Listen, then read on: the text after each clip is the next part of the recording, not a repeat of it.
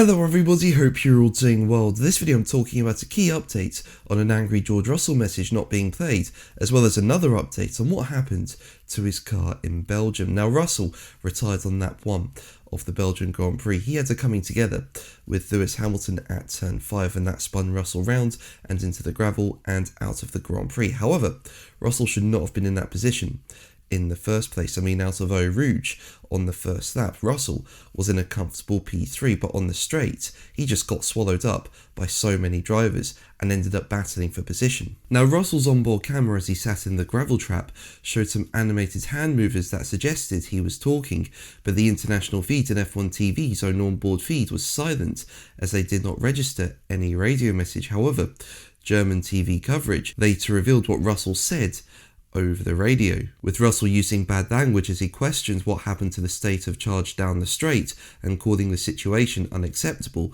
throughout the weekend. Now, following this, there had been intrigue over why the radio message had been muted and not been played on the feed, with the race saying that this has triggered some conspiracy theories about a potential deliberate censor move over the deployment criticisms. In terms of why it did not appear on the broadcast nor F1 TV's radio channels, the race understands it was muted because of the bad language that Russell used as part of a move that it's understood former managing director of motorsport Ross Brawn put in place when at F1 to save drivers from themselves. Any extremely angry messages and bad language broadcast over team radio do get filtered out. All radio message get listened through by a team of 8 editors and producers at F1's Biggin Hill Broadcast Centre before being committed to being played by F1. Now make sure to subscribe so you don't miss my Formula 1 content and are kept up to date with F1 news. I've just reached 55,000 subscribers and your support and lovely comments are incredible and it means so much to me. Thank you so much for it.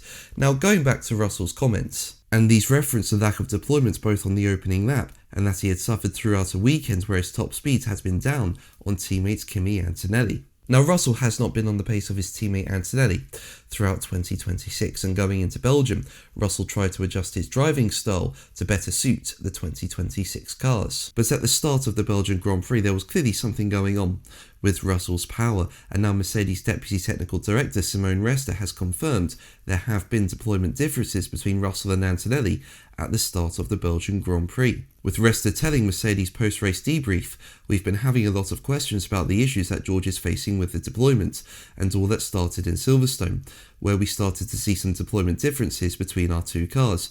We've been doing a lot of analysis, and we came to the conclusion that one of the major contributors was related to driving style, different driving style between the two cars. George studied that quite a lot and was able to change it and adapt going into Spa, but still, we can still see some difference of deployments between the two cars.